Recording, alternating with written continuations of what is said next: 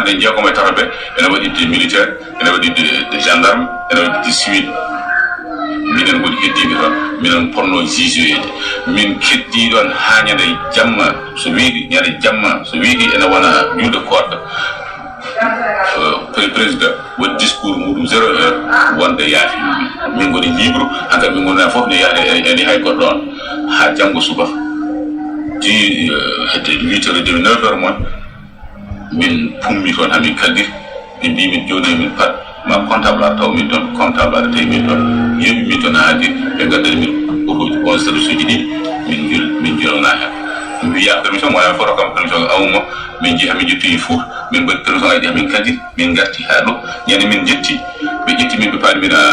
état major ɓe dokki monami fof kadi 15 jours min jeehi min garti 15 jours o min rendoyi état major à partir de état major kanko commandant SMP de mo biwami élevage o waɗi min rassemble yomin pat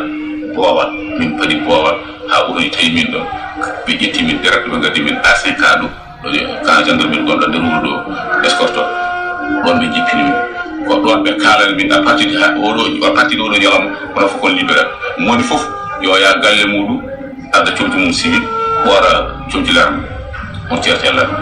ni woni moni fof te galle mum ɓorni comci mum min garti min ɓoori comci amen militaire min tottiti comci mum min ɓoori comci amen civil ni woni min mbaɗde mabɓe min ceertere mabɓe ummade on ñalawma noon ha oɗo ñalawma hannde min goni koye e dogdu amen haqqe amen e ñawoore amen minen komin mbaɗɗa ko baral ma yeehi gur nan ɗo wuuri kono wuurɓe ɓe ha fa billahi komin dariɓe e yidde ñawoore nde ñaawe amin gandi warɓe min amin gandi fiiɓe min amin gandi heddiɓe e lerme amin gandi yaltuɓe e lerme amin jiiɗi ɓeeɗo ummade président de la république on saha ha yetti dernier élément amin jiiɗi kamɓe foof lawol rewnede ɗum ɓe ñaawe ñawore lattude kadi ko ñawore e fodde koɓe mbaɗi ko moi j'ai dit et je le redis les services que j'ai dû subir je demande intégralement la réparation je dis et je maintiens ce que j'ai dit et je veux savoir pourquoi j'ai été arrêté. Pourquoi j'ai été torturé?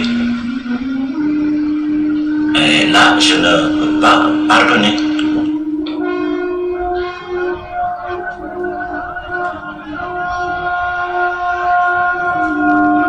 Le Pulaar, le Wolof, le Soninké, la Haratin sont relégués au second plan. Et la question du génocide reste encore non résolue. C'est dans ces conditions que l'accumulation des frustrations a provoqué une vive protestation des jeunes excédés par l'injustice que symbolise désormais le régime du général Abdelaziz.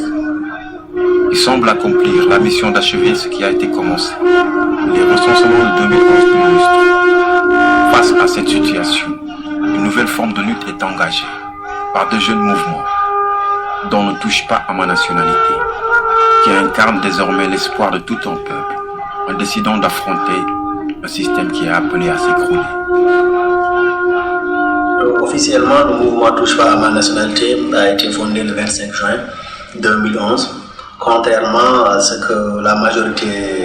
des Mauritaniens croient. Ça n'a pas été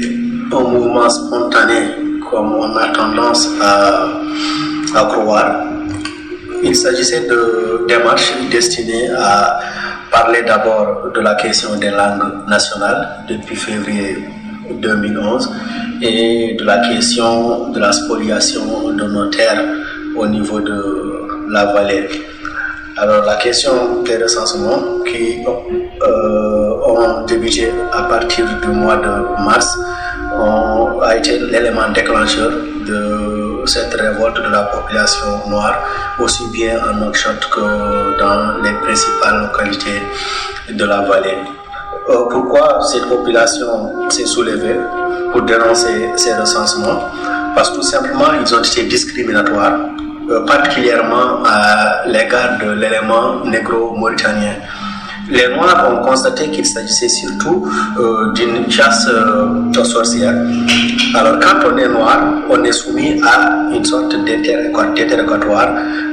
tout à fait compliqué. Il fallait prouver l'appartenance de ses ancêtres à la Mauritanie depuis plusieurs générations. Or, nous savons que la Mauritanie fait partie des plus jeunes États en Afrique. Sa fondation date tout simplement entre 1901 et 1903. Nous savons très bien que nos localités, le Fouta, le Wallon, le Kidima ont existé bien avant.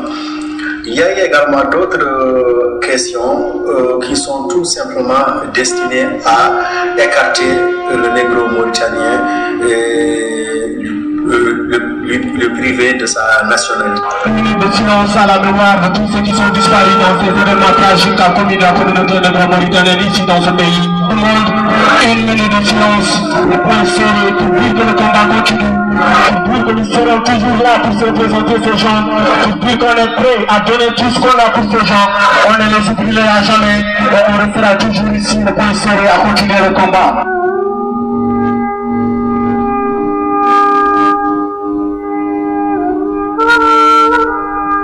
En Mauritanie, la démocratie se définit par le gouvernement des morts, par des morts et pour les morts.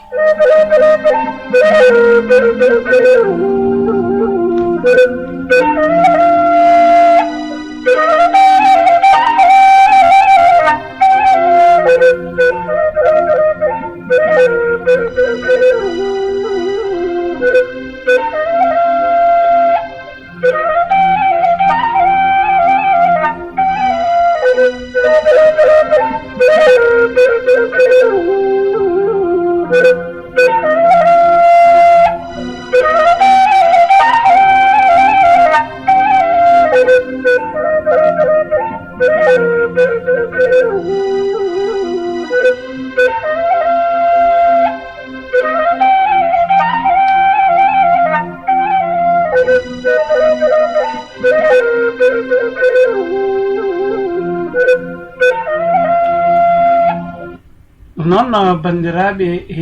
hettudiɓe am nde ɗo yewtere nde ganduɗa ko kureji men bolumbal mbaɗine e studio moɓe mbi studio de la vérité ɗeɗo gueɗe jurminiɗe e ɗiɗo haalaji jurminiɗe ko onon e am kettudiɗe e Aissata Niang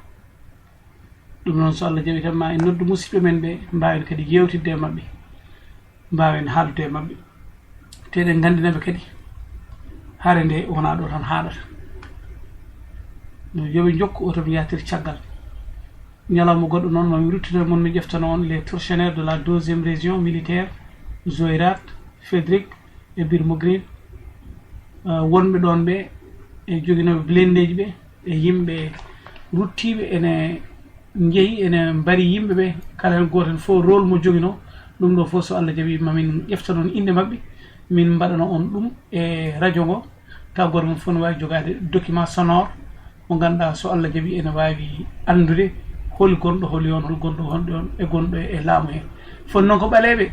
wondunoɓe mabɓe foti ko woɗeɓe ɓe ganduɗa kañumen ko mbaɗi ko beela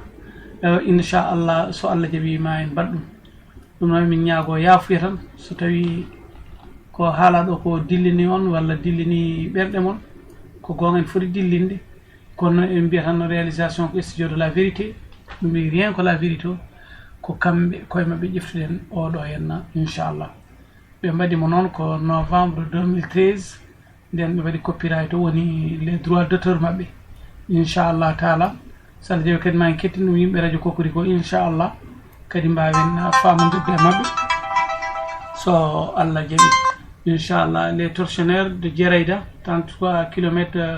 de Nouakchott ɓe mbaɗi hen Mokhtar Mohamed Mahmoud CNN commandant de base Djerayda Hassen Maret lieutenant officier B2 ɓe mbaɗi ɗon Samari Yum Baba on officier B2 Daha Ould Cheikh commandant adjoint base Djerayda Sidi Elimine Ould Mohamed Bonan Djerayda Nouakchott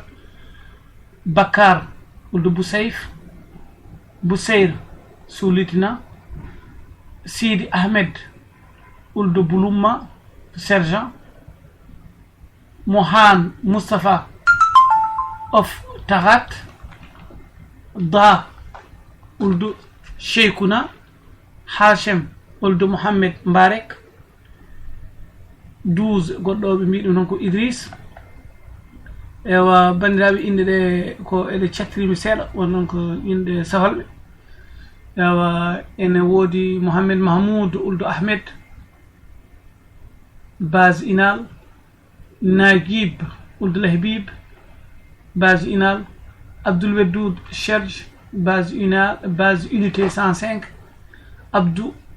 Moulana Sergent mata premier Rim et Mohamed Ovacher Ajcher. Ɗum ɗo ko so Allah jaɓi tan ko mi wawa jangude ɗo inde ko gonga ni binda koye français kono ko inde gonɗe arab ko yimɓe holɓe toon walla hoddanoɓe mbawi andande ɗeɗo inde no mbayni. Ko jiimi ɗo ko eko keɗimi ɗo ko majjini kam ni ko joguinomi e wawde jangude foof way kono sohla e oɗo goƴa e ɓeɗo yimɓe no mbaɗira no jiirani ɗum haɗi kam hay wawde jangude ɗiɗo binde. ɗum noon min calmini on min mbi onde kadi so Allah jaɓi tan ha yeeso ko combat inchallah taala. Yallah yurmo yaafuɓe, yallah yurmo yaafo yaaɓe.